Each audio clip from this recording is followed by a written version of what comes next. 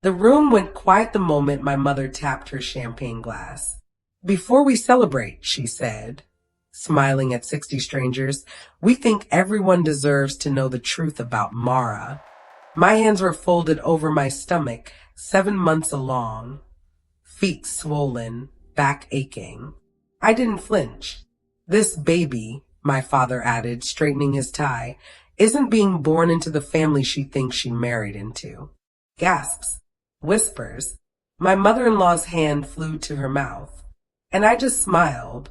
Because what none of them knew, not my parents, not the guests, not even my husband, was that I had spent the last 4 months making absolutely sure that today was the day everything unraveled. For them. If you're interested in this topic, hit the like button, subscribe, and type "interested" in the comments, and I will give you a heart. My mother used to say that presentation was everything. She would repeat it at the dinner table, in the car, at school events. "Mara, presentation is everything." She meant clothing. She meant posture. She meant silence when adults were speaking. What she never told me was that she had built her entire life on a presentation. A carefully constructed, meticulously maintained lie that she had been performing for decades. And the moment she stood up at my baby shower and pointed that lie in my direction like a loaded weapon, she forgot one critical thing. I had been watching her perform it my whole life. I knew every prop, every cue, every crack in the set. My name is Mara Ashworth Cole. I am 31 years old. I was 7 months pregnant when my own parents tried to publicly dismantle my marriage, my reputation, and my future in a room full of 60 people holding champagne flutes and finger sandwiches. And I let them, because I needed them to go all the way. I needed everyone in that room to see exactly who Gerald and Diane Ashworth were before I showed them exactly what Gerald and Diane Ashworth had been hiding. But to understand what happened that afternoon, you need to understand what the previous 31 years looked like behind closed doors. Because what my parents did at that baby shower was not an impulse. It was the final move in a game they had been playing since the day I was born. Gerald Ashworth was a real estate attorney. Not the flashy kind, the quiet, methodical kind who wore the same brand of cufflinks every day and never raised his voice because he never needed to. He had a way of making you feel like every word you spoke was being logged and filed somewhere for future use. Because it was. He kept a leather journal on his desk, dark brown, no label, and he wrote in it every single evening after dinner. I once asked him what he wrote in it when I was about 9 years old. He looked at me over the rim of his glasses and said, "Observations, Mara. The world rewards people who pay attention." I didn't understand what that meant then. I do now. My mother, Diane, was the social architect. She ran the household the way a publicist runs a client. Everything was managed, everything was curated, nothing was accidental. She chaired 3 nonprofit committees, hosted quarterly dinner parties for people whose last names opened doors, and wore her pearls to the grocery store. She was warm in public and precise in private. The kind of woman who would compliment your dress and then tell you quietly in the bathroom that the color washed you out.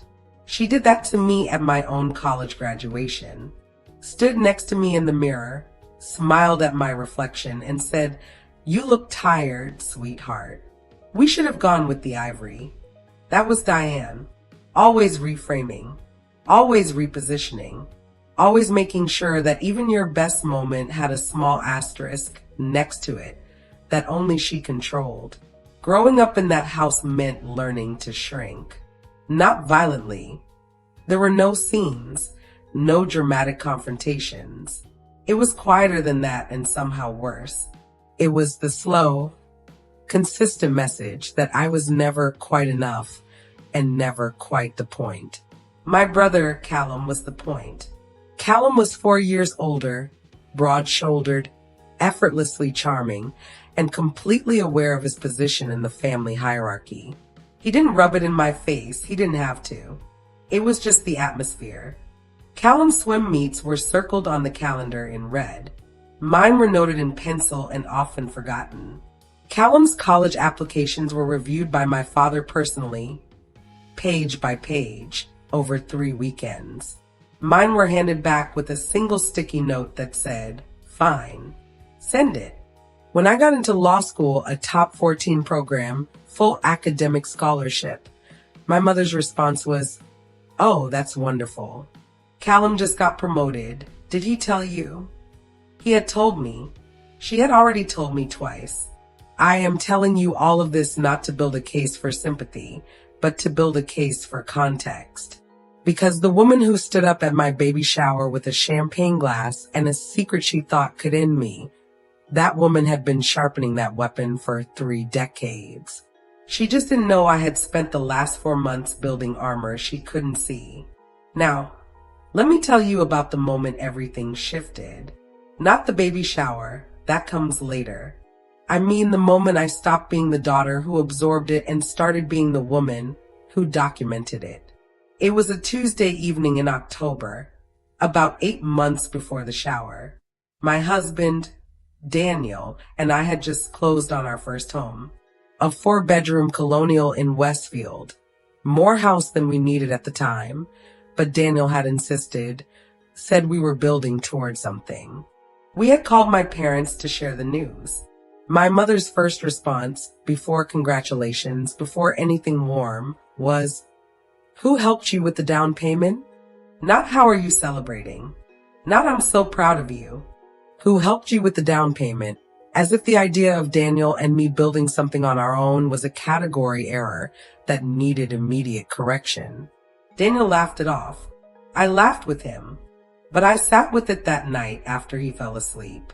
I sat with it, and I thought about every version of that question she had asked me over 31 years. Every moment engineered to make me feel like my accomplishments had invisible co-signers. Every dinner party where she redirected conversations away from my career. Every holiday where my father asked Callum about his portfolio and asked me if I was still doing that law thing. And something in me went very still. Not angry. I want to be clear about that. Anger is loud and loud people make mistakes. What I felt was something closer to clarity. A cold, clean, focused clarity that felt like finally putting on the right prescription glasses after years of squinting. I opened my laptop that night and I started a folder. I titled it simply Observations. I had been paying attention my whole life. My father taught me that much. I just hadn't been writing it down. Now I would. And here's where I need to pause for a second, because I know some of you watching this right now are in some version of this story. Maybe it's a parent, maybe it's a sibling, maybe it's someone who has spent years making you feel like the supporting character in your own life. Drop in the comments where you're watching from. I want to know how far this story is reaching, because what I'm about to tell you next is for every single one of you. That folder I opened in October, within 3 months it contained 47 entries, voice memos, screenshots, dates and exact quotes written down within minutes of conversations. A paper trail so clean and so precise that my father, the man who kept a leather journal full of observations, would have been professionally proud of it if it hadn't been pointed directly at him. But none of that was the real leverage. The real leverage was something I hadn't discovered yet. Something that had been sitting inside my parents' 34-year marriage, like a splinter buried too deep to see. And I was about to find it completely by accident. The kind of accident that changes everything. The accident happened on a Wednesday afternoon in November, and it started with a water leak. That sounds too ordinary to be the beginning of something seismic, I know. But that is exactly how the most important discoveries work. They don't announce themselves. They slip in through the ceiling while you're standing in your kitchen in socks. Daniel and I had been in the new house for exactly 6 weeks when the master bathroom ceiling developed a slow, steady drip that landed directly on the edge of our vanity every 4 seconds. Daniel was traveling for work, so I called the plumber myself, watched him cut a section of drywall open, and then stood there while he pointed his flashlight into the cavity and said, Ma'am, before I go any further, you need to know there's something up here that isn't mine to touch. He reached in carefully and pulled out a manila envelope, thick and sealed, taped to the interior of the wall with what looked like years-old masking tape gone brittle at the edges. I stood there holding it in both hands, still in my work clothes, 7 weeks pregnant at the time, and felt the weight of it, not just physically, but in some other way I couldn't name yet. I paid the plumber, walked him to the door, locked it behind him, and sat down at the kitchen table. The envelope was not addressed to anyone. There was no return address, no label, nothing written on the outside at all. Just a brass clasp gone green at the edges, and tape that crumbled when I peeled it back. Inside were 3 things. The first was a folded document, legal-sized, that turned out to be a property deed. The second was a handwritten letter, 2 pages, in handwriting I did not immediately recognize. The third was a photograph, a Polaroid, the old square kind with the white border, of 2 people I did not recognize standing in front of a building I did not recognize, smiling like they had just won something. I looked at the deed first because I am my father's daughter and I was trained to find the structure before the story. The property listed was the house Daniel and I had just purchased. Our house, our address, our 4-bedroom colonial in Westfield.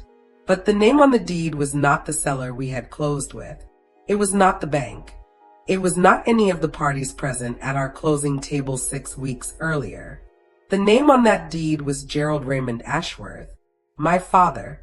I put the document down on the table very carefully, the way you set something down when your hands have started to shake, and you don't want to drop it.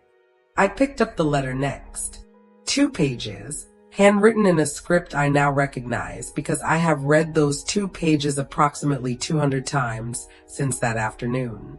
The handwriting belonged to a woman named Rosalind Vega.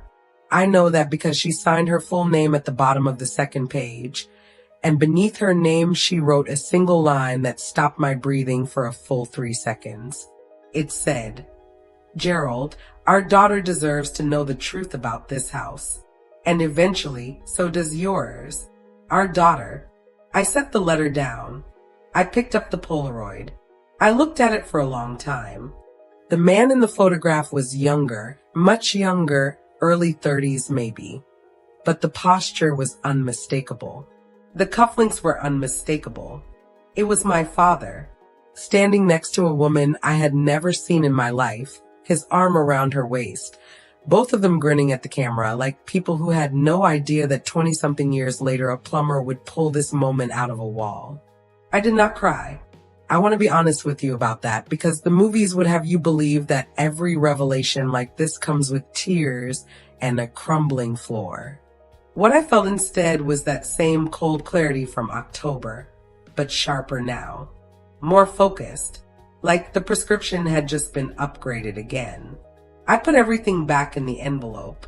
I took photographs of every document, every page of the letter, the Polaroid, the deed, every single item, on my phone before I put them back. Then I resealed the envelope as best I could, placed it in the back of my closet inside a shoebox, and sat down with my laptop.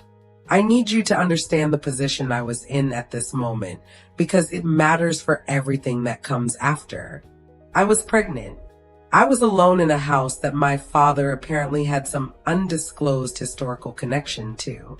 My parents were 2 months away from attending my baby shower, and I had just discovered that my father had, at minimum, a previous ownership interest in my home that was never disclosed during our closing process, and, at maximum, an entirely separate family that my mother either knew about or had spent her marriage pretending not to know about.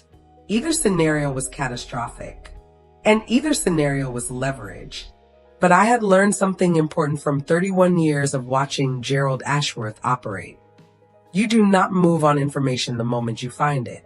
You sit with it. You research it. You understand every angle before you touch a single piece. So I did what he taught me to do. I paid attention. I spent the next 2 weeks doing what I can only describe as the most focused research of my life. and I had passed a bar exam. So that is saying something. I pulled property records for our address going back 30 years through the county assessor's office. Public record, available to anyone who knows where to look. My father's name appeared twice in the chain of title. Once as an owner of record in 1999, and once in a transfer executed in 2004 to an LLC with a name I didn't recognize. Vega Coal Property Holdings. I searched the LLC. It was registered in New Jersey. The registered agent was listed as Rosalind Vega. The co-registrant was Gerald R. Ashworth. Dissolved in 2011. I then searched Rosalind Vega in every public database I had access to through my firm's research subscriptions. She was real. She was local, 40 minutes from where I was sitting. She had a daughter. The daughter's name, listed in a 2009 school district enrollment record I found attached to a redistricting public comment filing, was Elena Vega. Born 1994, which made her 30 years old, which made her 1 year younger than my brother Callum, which meant she was conceived during my parents' marriage. I closed my laptop, stood up, walked to the kitchen, drank a full glass of water, and stood at the window looking at the backyard for about 4 minutes. Then I sat back down and kept going, because here's what I needed to know above everything else. Did my mother know? That question matters more than it might seem right now. Because if Diane knew, then everything she had ever done to make me feel insufficient, every redirected compliment, every minimized achievement, every pointed little asterisk on every good moment of my life, was not just her personality. It was displacement. It was a woman who had swallowed a secret so enormous it had poisoned everything inside her, and she had been quietly leaking that poison onto the person closest to her for 30 years. Me. And if she didn't know, if my father had buried this so deep that even Diane was in the dark, then the envelope in my wall had just handed me something far more powerful than anger. It had handed me the truth. And the truth in the right hands, at the right moment, in the right room, is the most precise weapon that has ever existed. I hadn't decided yet what I was going to do with it. I want to be clear about that. I was not sitting in my kitchen plotting revenge like some cinematic villain. I was a pregnant woman who had just discovered that the foundation of her family was not concrete. It was paper. Old, brittle, taped to a wallpaper. But I was also a woman who had been dismissed, reduced, and underestimated by these specific people for 31 years. And something had shifted permanently in the architecture of who I was willing to be going forward. I made one phone call that evening. Not to Daniel. Not to a friend. I called the one person whose number I had looked up 3 days earlier and had been staring at on my phone ever since without dialing. It rang twice. A woman answered. I said, "Is this Rosalind Vega?"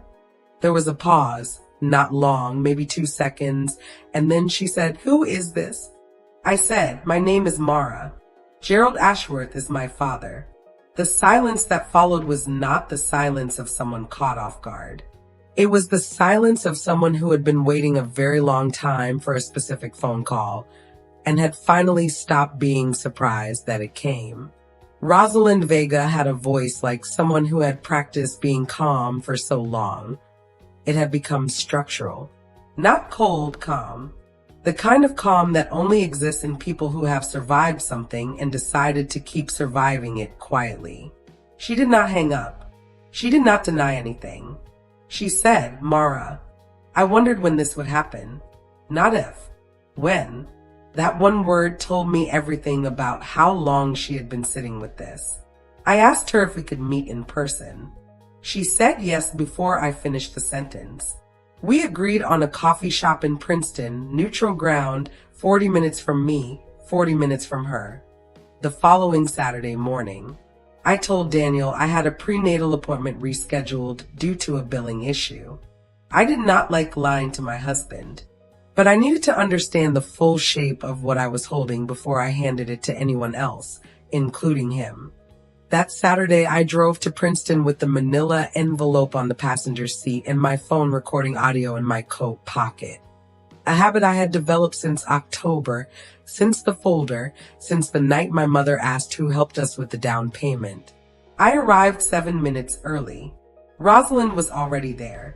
She was sitting at a corner table with both hands wrapped around a ceramic mug, wearing a dark green coat, her hair pulled back, somewhere in her mid-50s, with the kind of face that had clearly been beautiful once and had since become something more interesting than beautiful. She looked up when I walked in, and her eyes went straight to my stomach. Something moved across her face, not pity, not guilt exactly, something more like recognition. Like she was looking at a version of a story she already knew. I sat down across from her. I did not order anything. I put the envelope on the table between us and I said, "I found this in my wall." She looked at it for a moment without touching it. Then she looked up at me and said, "He told me he destroyed all of it." I said he didn't. She nodded slowly. Then she said, "How far along are you?" I told her 8 weeks at the time. She nodded again and wrapped her hands tighter around her mug and said, "Then I'm going to tell you everything, because you deserve to know what kind of family your child is being born into." What Rosalind told me over the next 90 minutes rearranged every assumption I had carried about my family for 31 years. She and my father had met in 1991 at a real estate law conference in Philadelphia. My father was 34, already married to my mother for 3 years, and, according to Rosalind, already unhappy in a way he described as permanent. Rosalind was 28, a paralegal at the time, sharp and ambitious, and, as she told me without flinching, completely unaware for the first 4 months that Gerald Ashworth had a wife. By the time she found out, she was in love with him.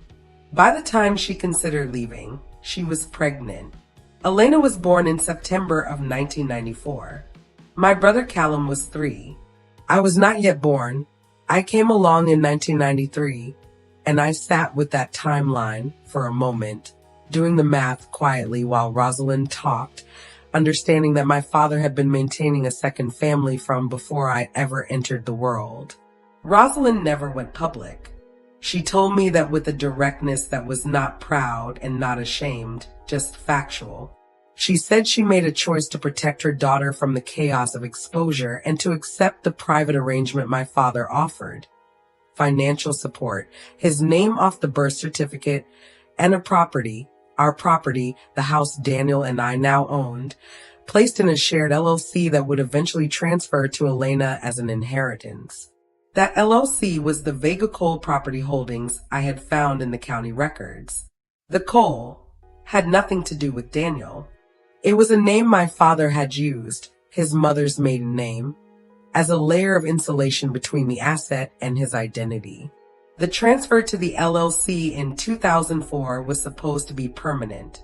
The dissolution in 2011 was supposed to move the property cleanly into Elena's name.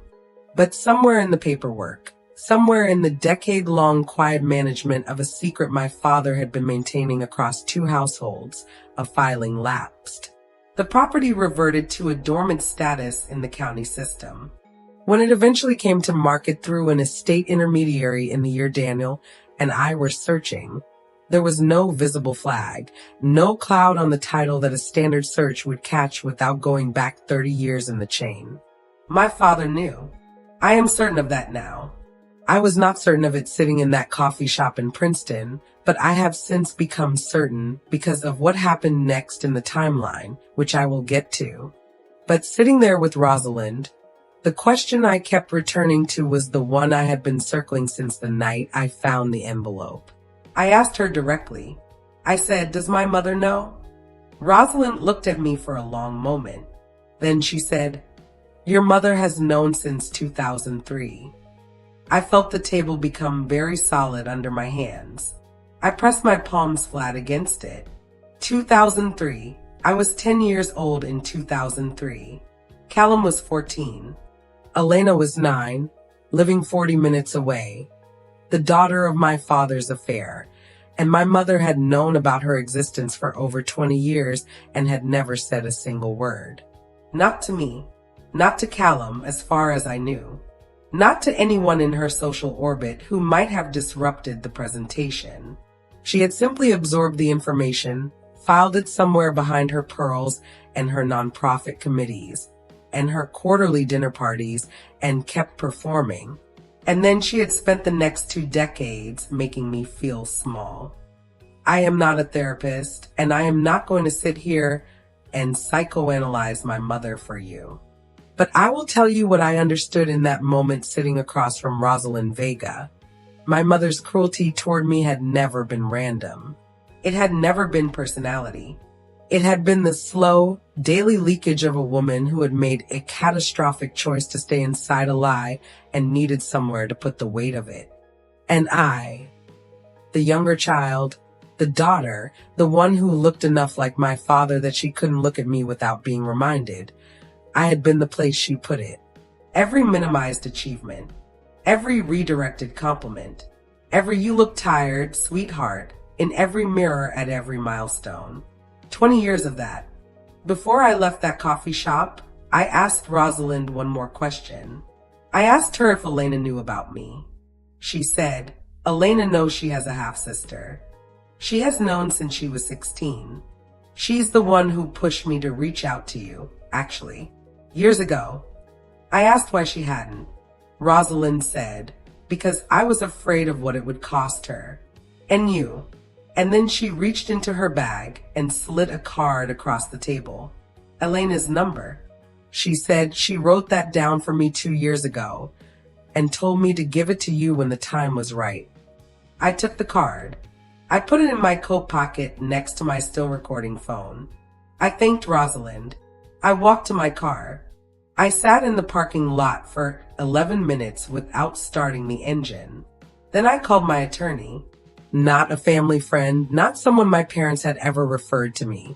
My own attorney, a woman named Patricia Hargrove, who I had met through a colleague at my firm and who specialized in estate litigation and family property law. I had already emailed Patricia the photos of the deed, the letter, and the Polaroid the week before, flagged as time-sensitive and confidential. She had already started pulling the chain of title independently. When I called her from that parking lot, she answered on the second ring and said, "I was going to call you this afternoon. You need to hear what I found." What Patricia had found was that the property transfer in 2011, the one that was supposed to move the house into Elena's name, had never been properly recorded with the county. The filing had been prepared by a small real estate firm that dissolved in 2013. The attorney who prepared it had surrendered his license in 2014 following an unrelated disciplinary matter.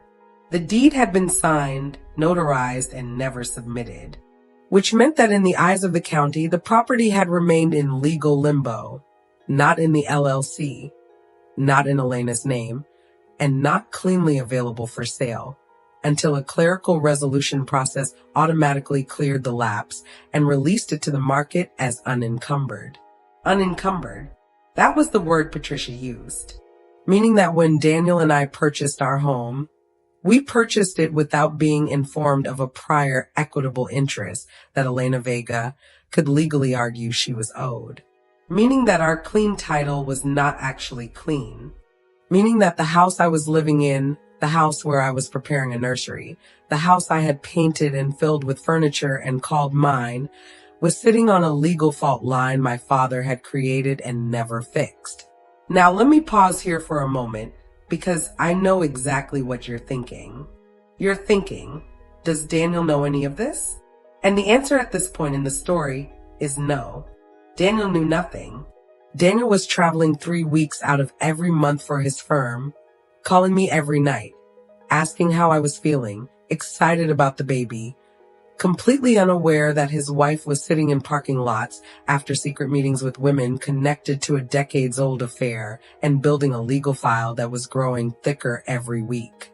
And I want to be honest about that choice, the choice to not tell him yet. It was not about distrust. It was about protection.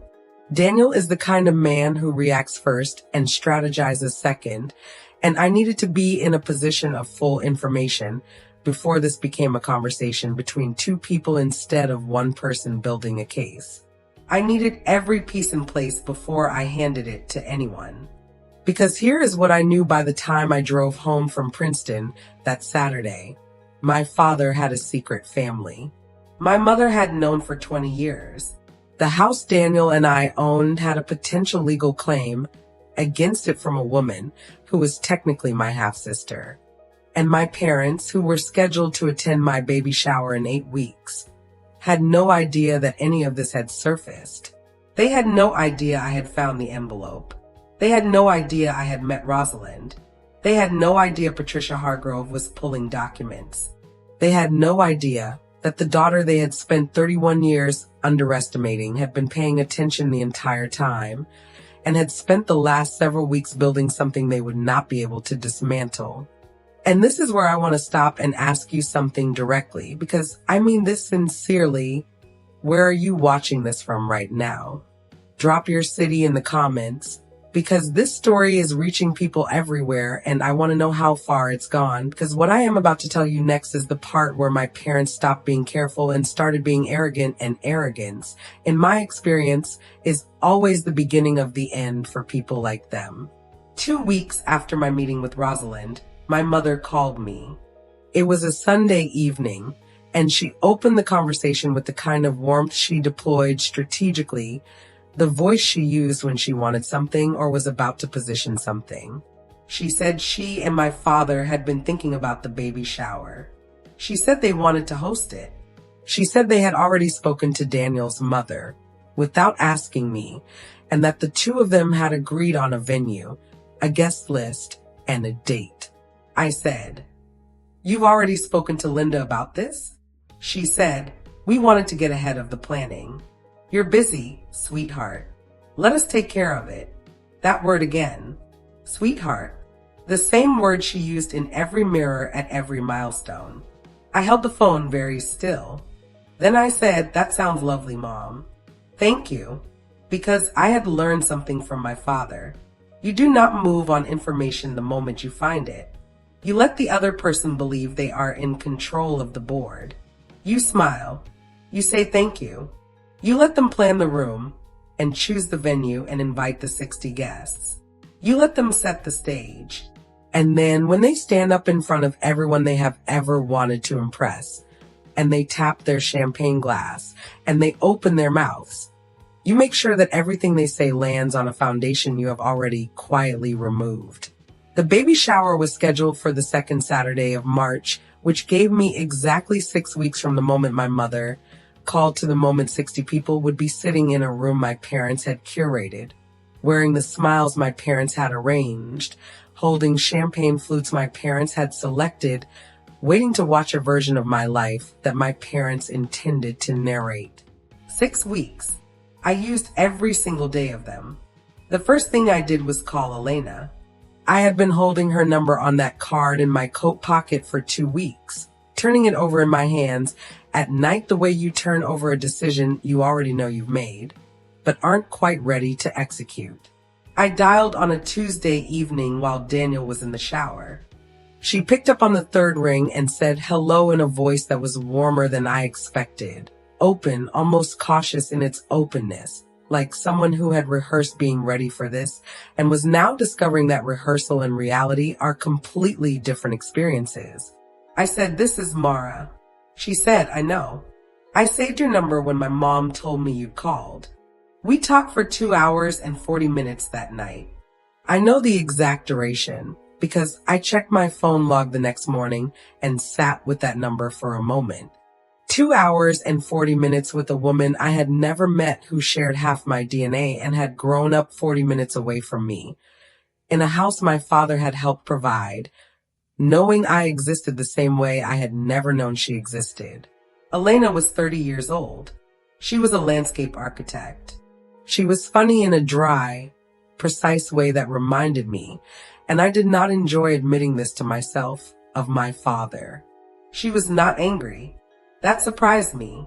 She had processed her version of this story over years, with a therapist, with her mother, with time, and what she had arrived at was not rage, but something more like resolve. She wanted what was legally hers, not our house. She was clear about that, emphatically clear. She had no interest in displacing a pregnant woman from her home.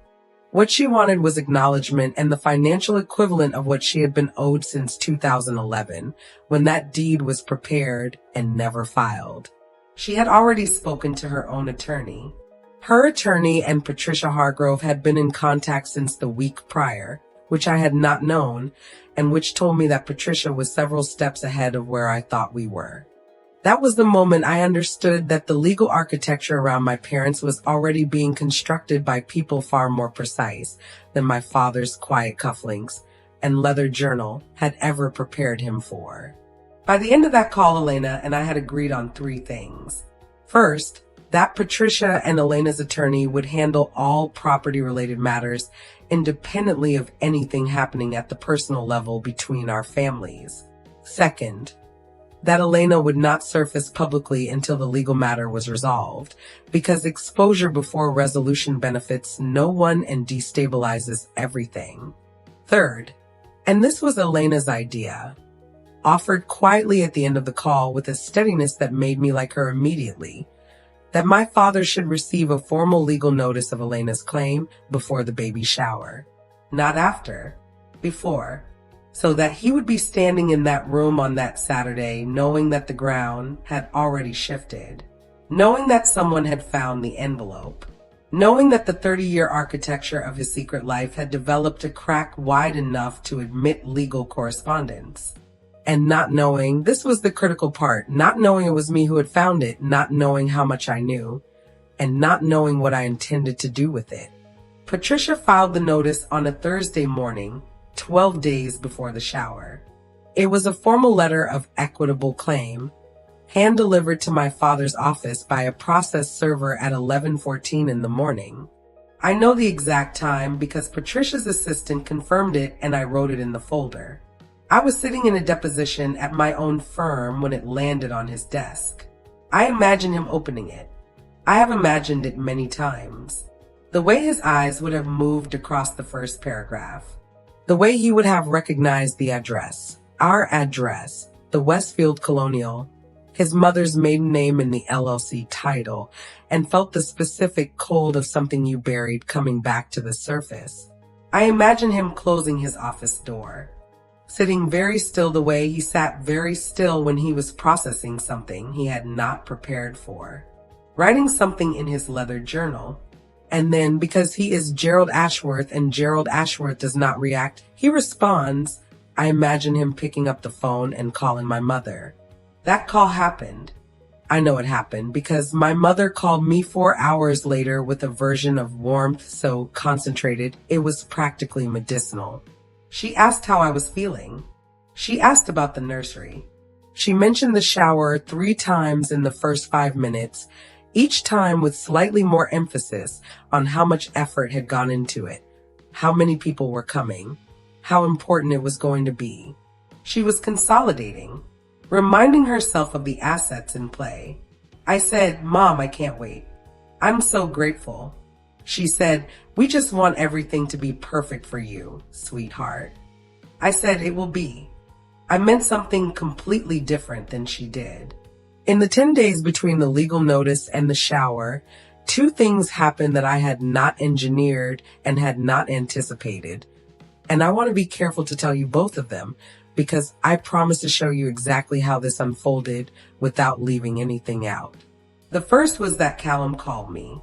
My brother, who called me on birthdays and occasionally at Christmas, who existed in my life as a pleasant and largely decorative presence, called me on a Wednesday night and opened with, Mara, what's going on with Dad? I asked him what he meant. He said he called me this week. He was asking strange questions, whether I'd heard from any lawyers, whether you'd said anything to me about the house. He was calm, but it was the kind of calm that means the opposite. I said, I don't know what you're talking about, Callum. That was the second time I had lied in this story. I want to be transparent about that. I lied because I did not yet know where Callum stood, and I could not afford to hand information to someone whose loyalty I hadn't measured. Callum paused and then said, "Okay, but Mara, whatever is happening, be careful. Dad plays a long game." I said, "I know. He taught me how." Callum was quiet for a moment and then said, "Yeah, I think he did." He hung up. I sat with that call for a long time. The second thing that happened was that Daniel found the folder. Not the manila envelope. I had moved that to Patricia's office weeks earlier. The folder on my laptop. The 47 entries, the voice memos, the property records, the LLC search, all of it. He found it on a Sunday afternoon when I was napping, and he was using my laptop to print a boarding pass, and the folder was sitting open on the desktop because I had been working in it the night before and forgotten to close it. He did not open it. He told me this when I woke up, standing in the bedroom doorway with a look on his face I had never seen before. Not angry, not accusatory, something more careful than either of those things. He said, "There's a folder on your desktop called Observations. I didn't open it, but I need you to tell me what's in it." I looked at him for a moment, and then I made a decision that I believe, in retrospect, was the most important decision of this entire sequence. I said, "Sit down. I'm going to tell you everything." I told him for 2 hours. All of it. Rosalind, Elena, the deed, the LLC, Patricia, the legal notice, all 47 entries, the voice memos, the photo of my father in a parking lot with a woman who had been living 40 minutes away our entire marriage. Daniel did not interrupt. He sat on the edge of the bed with his elbows on his knees and his hands folded, and he listened the way people listen when they understand that the thing being said to them will rearrange something permanent. When I finished, he was quiet for almost a full minute. Then he said, "How long have you been carrying this alone?" I said, "Long enough." He said, "What do you need from me?" Not "what do we do?" Not "this is insane." Not "are you sure?" What do you need from me? That is the man I married. I told him exactly what I needed. I needed him to walk into that shower on Saturday and behave as if everything was completely normal. I needed him to be warm to my parents, attentive to me, present in the room. I needed him to not react to anything my parents said or did regardless of how it escalated, because the moment he reacted, control shifted. He said, "Done." He asked one more question. He said, "Does your father know it was you who found the envelope?" I said, "No." And that's the last piece of information he doesn't have. And I needed to stay that way until Saturday. Daniel nodded slowly. Then he said, "Your father built a life on other people not knowing what he knew. You just turned his entire strategy against him." I hadn't thought of it in exactly those words before he said them, but he was right. And in 4 days, my parents were going to walk into a room they believed they controlled completely in front of 60 people they had hand-selected, and they were going to discover, in the most public, most permanent, most undeniable way possible, exactly what it feels like to be the last person in the room to know. The morning of the shower, I woke up at 5:43 and lay in the dark for 17 minutes without moving. Daniel was asleep beside me, one hand resting flat on my side of the mattress the way he sleeps when he knows I need the proximity without the weight. I stared at the ceiling and ran through everything the way I had been running through it for 6 weeks. Every document, every timeline, every conversation, every decision point and its consequence. Not because I was nervous, I want to be precise about this, but because I had learned from the most meticulous man I had ever known that you do not walk into a room you intend to control without first walking through it completely in your mind. My father had taught me that, and I had every intention of using it against him before the afternoon was over. The venue my parents had chosen was a restored event space in Summit called the Hargrove Room. And yes, I noted the coincidence of the name with a private satisfaction I kept entirely to myself. It seated 80, had floor-to-ceiling windows on the south wall, white oak floors, and the kind of floral arrangements that cost more than most people's car payments. My mother had sent me photographs of the setup 2 days prior with a message that said, "Doesn't it look beautiful?" And I had responded with 3 heart emojis because that was the correct amount of warmth for a woman who was managing the temperature of a room she hadn't yet entered. Daniel and I arrived at 11:30, 30 minutes before guests. My mother was already there, directing a catering staff member about napkin placement with the focused intensity of a woman who controlled the things she could control, because there were things she could not. She turned when she heard us, and her face did the thing it always did. A performance of warmth with a half-second delay, like a television signal traveling a long distance before it reaches the screen. She kissed my cheek and said, "You look radiant." I said, "Thank you, Mom. Everything looks incredible." My father was standing near the bar with his hands in his pockets, and when I crossed the room to him, he hugged me with both arms, something he did not do often, and I registered it immediately as an adjustment, a recalibration. He knew the legal notice had been filed. He knew a claim existed against the property. He did not know who had filed it, who had surfaced it, or how close it was to the room he was currently standing in. He was being warm because warm was the strategic choice when you are trying to read a room you suspect has changed without understanding how. I hugged him back and said, "Dad, thank you for doing all of this." He pulled back and looked at me with those attorney's eyes, the ones that were always measuring, always filing, and said, "Of course. You're our daughter." I smiled. I said, "I know." I meant something he did not. Guests began arriving at noon.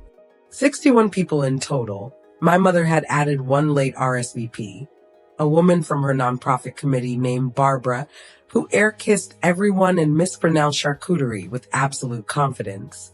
Daniel's mother, Linda, was there, gracious and genuine and completely unaware of the legal dimension of the afternoon, though I had told Daniel to quietly ensure she was seated near the back of the room for reasons I will explain shortly. My college roommate Priya was there. My closest friend from law school, a woman named Deb who knew approximately 40% of what I knew and had been sworn to silence, was seated at my table along with Daniel and 2 of his colleagues. The room filled the way rooms fill at these events, the particular social music of women greeting each other, complimenting outfits, finding seats, accepting champagne. My parents moved through it like they had choreographed it, which they had. My father anchored the room near the entrance, welcoming people by name, shaking hands. My mother floated between tables with the precision of someone who had done this 100 times and needed everyone to feel personally attended to. They were good at this. I will not take that from them. They were genuinely, technically good at the performance of warmth in a curated room. It made what they were about to do worse, not better. Lunch was served at 12:45. Past appetizers, a seated course, the kind of catering that announces its own expense. My mother had arranged the program. Yes, there was a printed program for panels, cream cardstock to include remarks from herself and my father before the gift opening.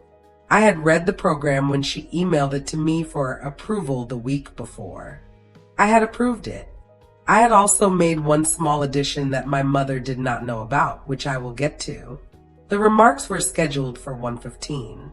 At 1:07, I excused myself from the table, walked to the restroom, and sent 2 text messages. The first was to Patricia Hargrove. "We're at 1:15. Ready on your end?" Patricia responded in under a minute. "Ready. Everything is filed and confirmed as of this morning. You have what you need." The second text was to a number I had added to my phone 10 days earlier after a conversation I have not yet told you about. The response came back in 40 seconds. "I'm outside. Just say the word." I put my phone in my bag, checked my reflection in the mirror, not for vanity, for composure, and walked back into the room. At 1:13, my mother tapped her champagne glass. The room went quiet with the immediate trained responsiveness of people who recognize a signal. My mother stood at the front of the room near a small podium my father had apparently requested from the venue, and she smiled the smile I had watched her deploy my entire life, wide, warm, practiced, and constructed entirely from the outside in. She said, "Before we celebrate, we think everyone deserves to know the truth about Mara." I felt the room shift. That specific quality of silence that happens when 60 people simultaneously sense that something has changed, register, and recalibrate. Priya, 3 seats to my left, went very still. Deb's hand moved under the table and found my wrist and held it. Daniel, beside me, did not move a muscle. My mother continued. She said that she and my father had concerns, serious concerns, about the circumstances of my marriage. She said that Daniel's family had a financial history that she and my father had uncovered during what she called due diligence. She used that phrase, due diligence, in a room full of people at a baby shower. She said that certain assets Daniel had represented as his own were, and she used air quotes, physical air quotes with her fingers, not entirely what they appeared to be. My father stepped forward then, smooth and measured, and said, "We love Mara. That's why we're saying this here, in front of the people who love her. Because she deserves a family who is honest with her even when it's uncomfortable." I want you to feel the architecture of what they were doing. They were not making a scene. They were performing concern. They had dressed it in love and due diligence and the language of protection, and they were delivering it to 60 people who trusted them, in a room they had paid for, on a schedule they had printed on cream card stock. It was the most sophisticated public humiliation I had ever witnessed. And it was aimed at my husband, not at me directly, at Daniel, because they had always known that the most efficient way to diminish me was to diminish what I had chosen. If they could make Daniel small in that room, in front of those people, they could make our life together small. They could install themselves as the adults in the narrative, the ones who saw clearly, the ones I would eventually need to come back to. It was not impulsive. It had been designed, and they had designed it in a house built on a 30-year lie that was currently the subject of an active legal claim, sitting in a county courthouse 40 minutes away. I let my mother finish. I let my father finish. I sat with my hands folded on the table, 7 months pregnant, back aching, feet swollen, and I let them use every word they had prepared. And when the room settled into that particular uncomfortable silence of 60 people waiting for a response, I stood up. I stood up slowly because I was 7 months pregnant and because slow is more deliberate than fast, and deliberate reads as controlled, and controlled is exactly what I needed to be. I said, "Thank you, Mom. Thank you, Dad. I can see how much effort you've put into today." My mother's expression shifted, barely, just at the edges, because that was not the response she had prepared for. I said, "I want to take a moment to share something with everyone here, because I believe you're right that the people in this room deserve honesty." I reached into my bag and I removed a folder. Cream-colored, legal size, the same weight as the documents inside it. I had chosen the color deliberately. I opened it on the table in front of me and I said, "The house Daniel and I purchased in Westfield, the home where we're raising our child, has an interesting history. It was owned between 1999 and 2004 by a man named Gerald Raymond Ashworth." I looked at my father when I said his full name. His face did not move, but his right hand, resting on the podium, closed into a fist so slowly and so quietly that I think I was the only person in the room who noticed it. I said, "During that period, my father co-owned the property through an LLC with a woman named Rosalind Vega. Some of you may not know that name. My father knows it very well." The room had gone completely still. Not the polite quiet of a toast, the suspended, total stillness of 60 people collectively holding their breath. My mother's champagne glass was halfway to her lips and had stopped moving. I said, "Rosalind Vega is the mother of my father's daughter. Her name is Elena. She's 30 years old. She grew up 40 minutes from the house I grew up in. And for the last 22 years, my mother has known she existed." Someone at a table near the window made a sound. Not a word, just the involuntary exhalation of someone absorbing a collision. I did not look away from my parents. My father had straightened. He was using every muscle of every year of professional composure to remain standing in the way he was standing, and I could see the effort of it. And I found that I felt nothing about that effort except clarity. I said, "I found this information because I found a deed, a letter, and a photograph hidden inside the walls of my own home.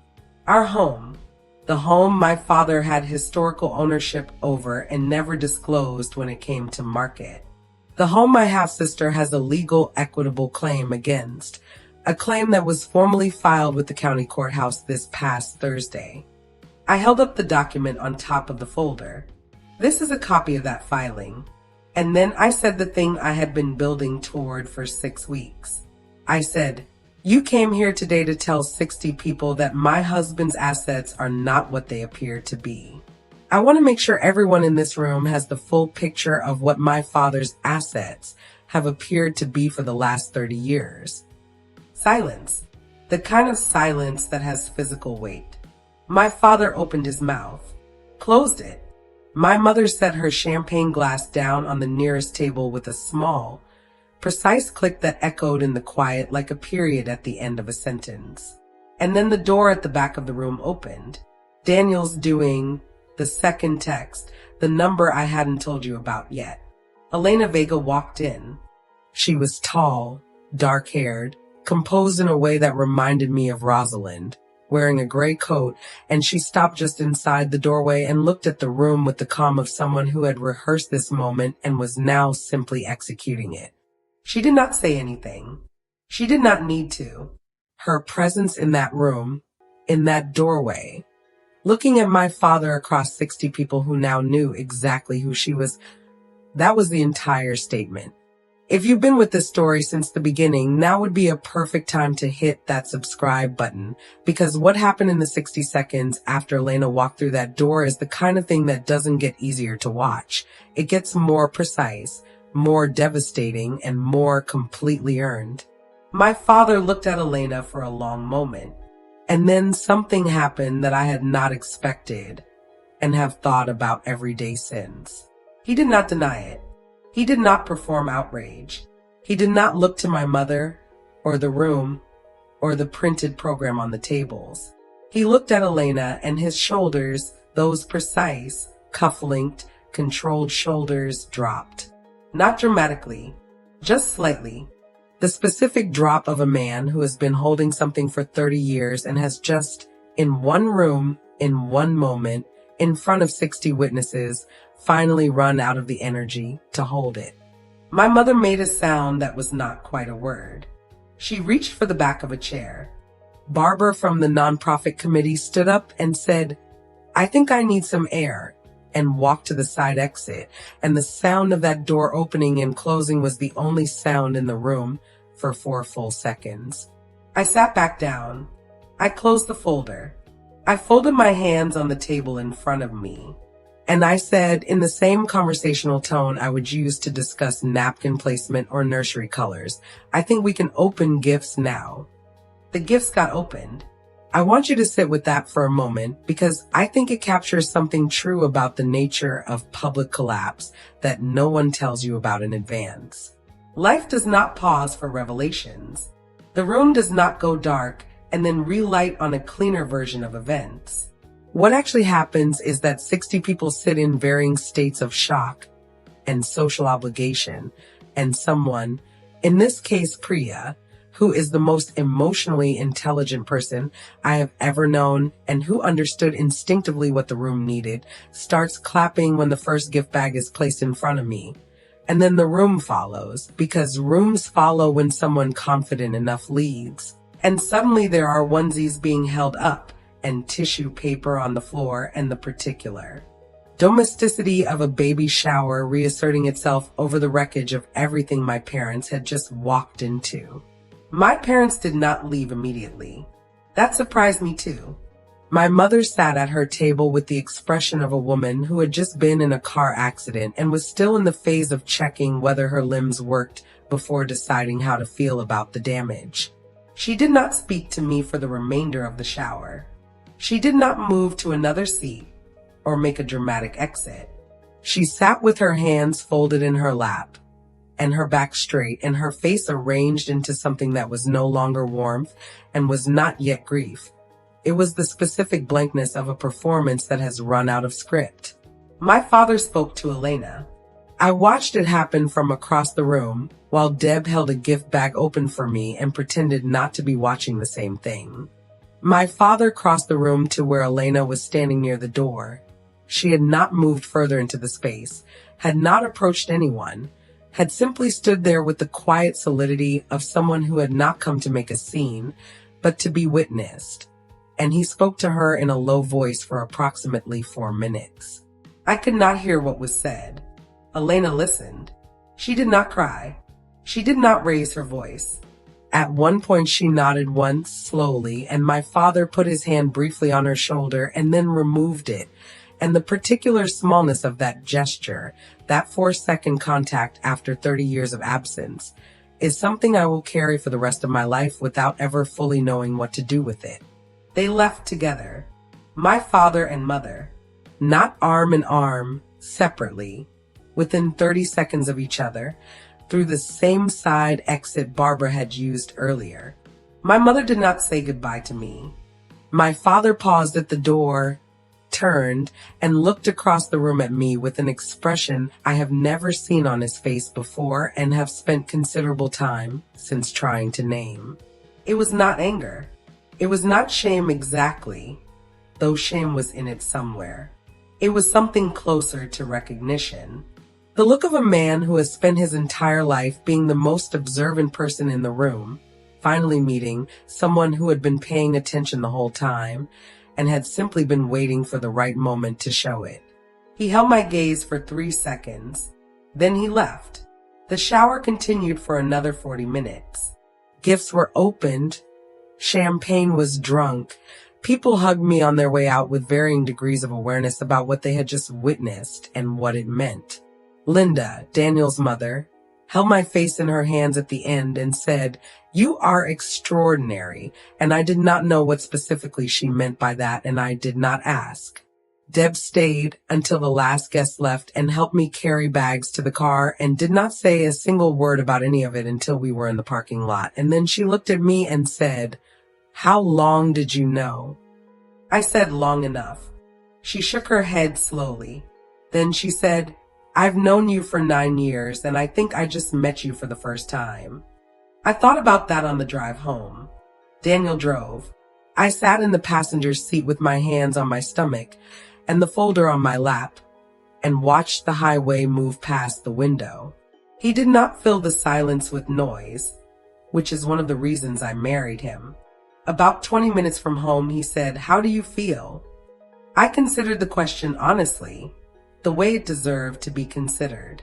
I said, like something that was very heavy for a very long time just got put down. He reached over and took my hand. That was the whole conversation. But the story was not over.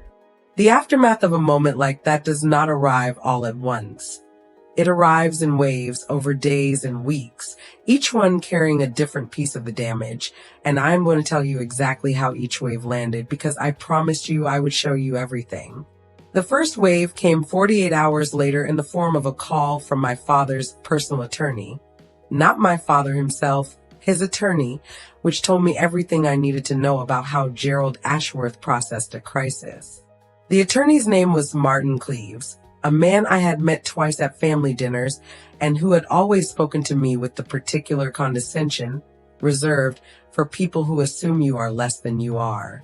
He called my cell phone on a Monday morning and opened by saying, "Mara, I'm calling as a friend of the family." I said, "Martin, I'm going to stop you there. I'm going to give you Patricia Hargrove's number and I'm going to ask you to call her instead. Because anything related to the property matter needs to go through her, and anything related to anything else can go through me directly, but not in this framing. There was a pause. He said, Patricia Hargrove. I said, yes. Another pause. Then he said, I see. That was the moment Martin Cleaves understood that Gerald Ashworth's daughter had not been doing decorative legal work at her firm for the past 4 years. He called Patricia that afternoon. Patricia called me that evening to tell me the conversation had lasted 11 minutes and that my father was, in her words, motivated to resolve the property matter privately and quickly. Motivated.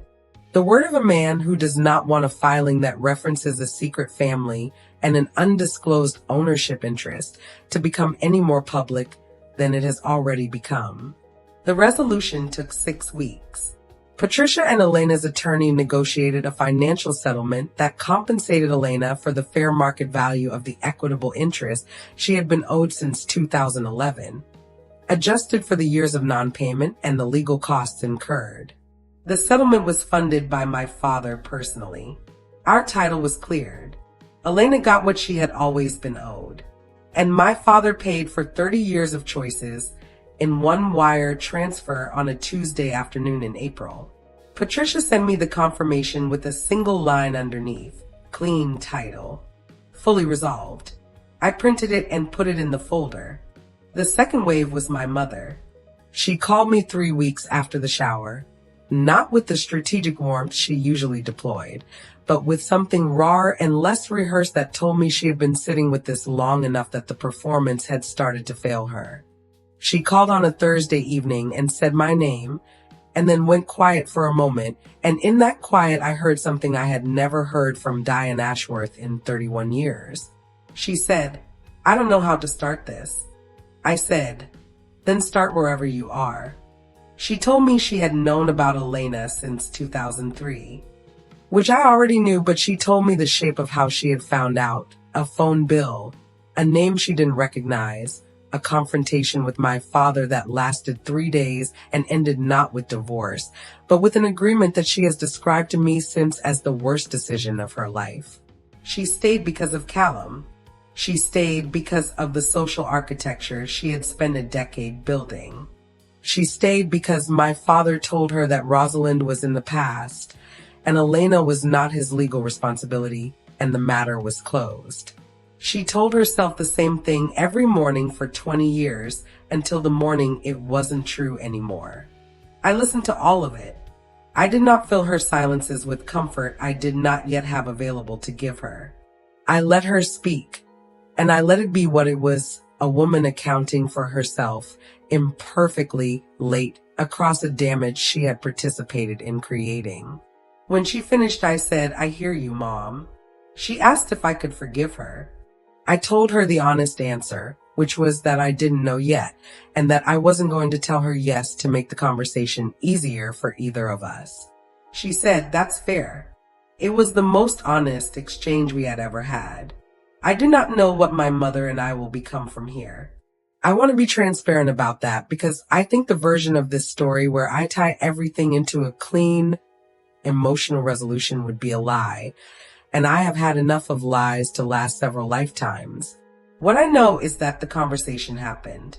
What I know is that it was real in a way our conversations had never been before. What I know is that I left it feeling something I had not expected to feel, which was not warmth exactly, but the specific relief of a room that has been aired out for the first time in years. The third wave was Callum.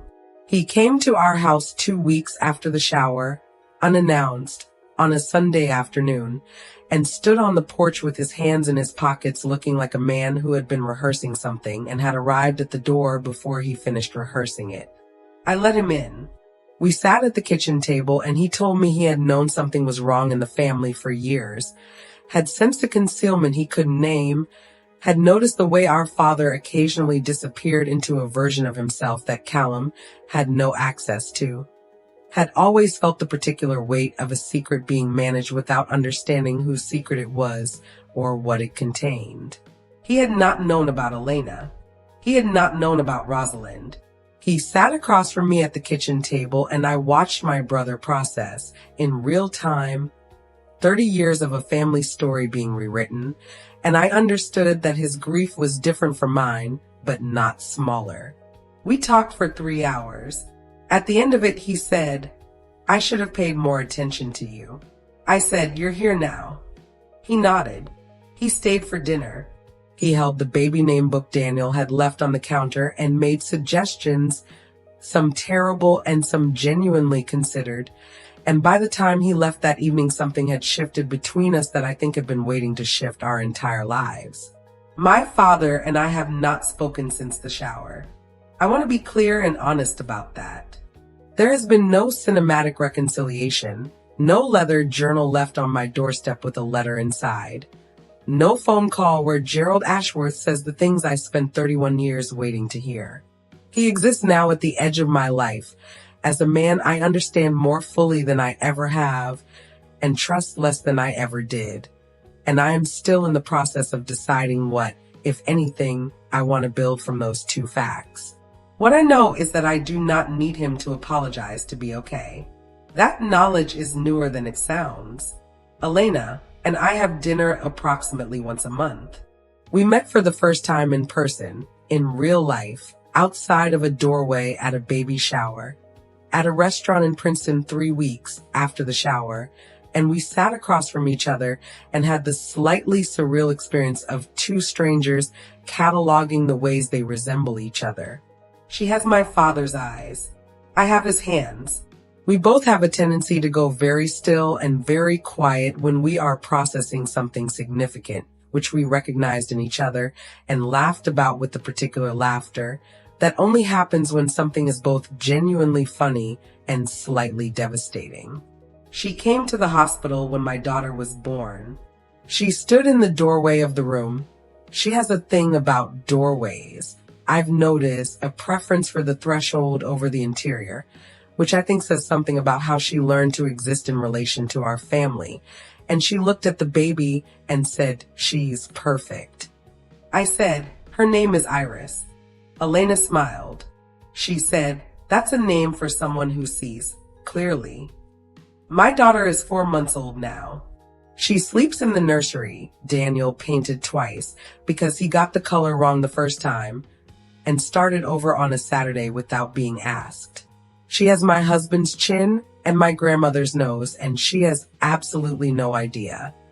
In the way that 4-month-olds have no idea about anything except warmth and hunger and the sound of voices that love them, that her arrival reorganized every relationship in her mother's life. I sat in her nursery last week in the chair by the window at 2 a.m. while she slept, the house quiet around me. The folders still in my filing cabinet in the study, the manila envelope at Patricia's office, the title to our home clean and unencumbered and entirely ours. I sat there and I thought about my mother saying presentation is everything. And I thought about my father's leather journal full of observations. And I thought about the fact that I had learned something from both of them, the importance of how things appear and the importance of paying attention. And I had simply used those tools in a direction they never anticipated. I did not feel like I won something. I want to be careful about that framing, because I think victory language misses what actually happened. What happened is that the truth, which had been buried in a wall and a journal and a 30-year silence, finally got to be in the room. And once the truth is in the room, properly documented and witnessed and undeniable, it cannot be put back in the wall. The people who built their lives on the assumption that it would stay hidden have to live in a different kind of house now. And I get to live in mine. Clean title. Both of them. So I'll leave you with the question I keep coming back to in that chair at 2 a.m. The one I genuinely don't have a clean answer to and suspect I never fully will. When the people who were supposed to protect you are the ones who needed protecting from, not with anger, not with chaos, but with patience and documentation and the long, quiet work of finally deciding that the truth is worth whatever it costs. What do you do with the love you still have for them? Tell me in the comments. because I think more of you are sitting with that question than this video will ever be able to count.